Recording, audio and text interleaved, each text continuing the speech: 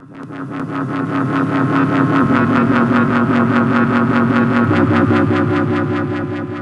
don't do interviews, but when someone interviews me and they ask again, I say yes. I kind of think it's like bad etiquette not to. People go, don't you want to tell people? No, I don't. Well, don't you think it's important to get? No, it's not. This is important to have fun. This is not what's important. So, other than that, you have all my abuse, and now you can fire away. Absolutely. What are you stopping? Did you see a snake? No, it's not in here, so somebody probably turned it in. Oh, I'm so sorry. Why are you sorry? You want him to leave? No, I was leaving. I'm so sorry. No, don't be sorry. You ruined our lives. That's it. Yeah, just to begin, what are your thoughts on modern gaming? Do you play any of the modern games and consoles? Various problems with modern games. I'll give you the humorous ones first. I see my son play, and I've counted. He's moving and manipulating the controller with 9 fingers. I'm never going to be able to do that. Guys like me are joystick button guys. Games like Defender can even be intimidating with that many controls. That's the first reason. The second reason is I'm not going to play any game my son can beat me at, and he can whip me at every single one. But the truth of the matter is, in the world of competitive gaming and the dedication that it takes to get that good, I look back at the dedication it took to get as good as I did, and being a man with a wife and children, a home, and a business, if I put that same dedication into it, I wouldn't have a wife, children, a home, and a business.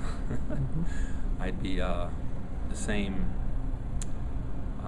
freelancing video game player I was back then when I didn't have a care in the world. And I have to keep my priorities straight. But to come to events like this, to engage with classic gamers and modern gamers, to reminisce and talk about these things, is actually really cool. Now I think, possibly, and I could be wrong, but because my son is the youngest, and he's graduated just recently, and he's going off to college in July, maybe I get a greater window of disposable time, fun time. Maybe not, I've never done this before. If I do, then I can engage more. And if life throws me some other challenge or enjoyment, I'll continue to juggle. And how do you think contemporary e-gaming compares to old school competitive gaming? Well, in the old days, you traveled to an arcade. You had to go and you had to make your venue. You had to get there. Showing up was part of the challenge. It was part of the competition. The fact that you had to travel to get a game, to see a game, to play a game, was part of the competition. Very much like a golfer today. Doesn't matter how good you are, if you don't show up, if you're not there at tournament time, if you don't have the tools you need, the equipment you need, then you're not going to win. You're not even going to qualify. In fact, you'll be disqualified. There's no crybaby story, I don't have that game, or I can't have that game. It's part of the competition. We'll take it to today's game level. You compete from your bedroom, from your couch. You compete in your pajamas. You play against people you never face. Or at least initially you never face them. It's just a totally different world. It's a world that you have to acclimate yourself to. You have to find a way to enjoy it if you don't. And if you do enjoy it, well then you're in heaven. But it's, some people eat and drink and celebrate at home. Some people eat and drink and celebrate out somewhere. It's 2 different worlds with probably the same enjoyment. And how do you feel about becoming a pop cultural icon? How does it feel to have characters inspired by you in movies like Pixels? Me? Pop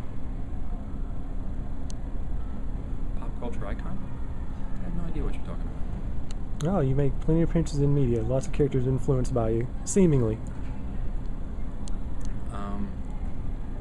If I'm appearing places, either in person or somehow on screen, if the things that I'm doing are inspiring people to enjoy their pastime, if I'm inspiring people to do better, to move forward, try to excel, exceed.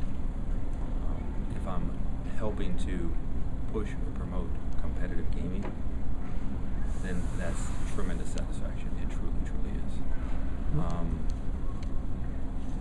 I've gotten to the point where I have to commit myself to only doing X amount of shows, X amount of appearances, X amount of time, because I do have greater responsibilities. I have to make sure that it stays something that I enjoy and enjoy helping other people enjoy, because life has responsibilities. Like I said, as the years go on, as kids go off to college, does that afford me more time or less? And I don't know. I haven't done this before, so we'll see. But to answer your question about being a pop culture icon, I can say, I guess it's easy to sit there and say, wow, I really did something right. Or do I say, wow, look what I've done. How can I do it even better? I guess the answer to that applies both ways, depending on the circumstance. And what's the most difficult video game you've ever played? Well, the most difficult video game I ever played was surely one I played one time and didn't want to play again. But a more serious answer, I played and excelled and got to a level on Donkey Kong, a kill screen in 1982, in July of 1982, at a event there in South Florida. And the fact that that wasn't done again in any venue like that for 20 years, that tells me that was a difficult game. It tells me that it still is. To think that I played a game of Pac-Man after 10 billion games played around the world, and I did a perfect score, something that had never been done, something that people didn't even understand, that tells me that was a difficult game. I guess you play games that are extremely difficult because you find enjoyment in your success. When you reach to a certain level, when you more or less run out of people to play against, you're playing against yourself. You're playing against your previous success, and you're not wanting to disappoint yourself that you can't do better and better and better and better. That speaks to all aspects of life, I think. I think all of us excel to the greatest level when really we're competing against ourselves. There's not a level of anger or jealousy or discontent with another individual. It's how it is you can find satisfaction within yourself. And that satisfaction that you find causes you to want to share it with other people. It's actually really cool. It's really cool. That's what I have fun talking to people here about. Okay, and lastly, of course, everyone knows you for your exploits in video games, but you're also a very successful small businessman. So what would you say is the best advice you can give someone who's starting out their own corporation or small company themselves? Save your money. I'm often asked different questions. I'll expand a little. I have somebody say to me, so somebody gets off the bus from Iowa and they say, I'm here, I want to be a championship gamer. What do you tell them to do? Tell them to get back on the bus and go back to Iowa. Gaming, it's like athletics. It's such a minute percentage of people who have fun and succeed onto a level that they can support themselves. So the value of a foundation, of education, of family, that stability is far greater importance than anything that would come from video games or anything else. And that's the very first bit of advice I have. I think for people that go to school, I think anytime you go to school where you can minimize your debt, so when you do begin in the real world, you're not at such a disadvantage, that's always tremendous. I think you have to find something that you're so passionate about, you would do it for free if it didn't pay any money. When I began in the hot sauce business, I worked at it for 12 years before I brought home a single dollar. You think about that. What is it you enjoy that you would do for 12 years and never make any money? That's a hell of a question for most anybody. And the fact of the matter is, but I stuck with it. I lived a very difficult financial situation for a long time. But then when it started to roll my way, it gave me tremendous freedom to come and go and do as I want and as I please. And that's come to benefit me, my family, my fun, my career, my hobbies. It has to be something that you would enjoy even if you didn't make any money. And then in your mind, no matter how well you do it, how can you do it better and better and better and better, forgetting everyone else, so that you do whatever you do better than anyone else in the world. If you can truly do that, if you feel confident that you've done that, whatever you're doing, you'll succeed at anything.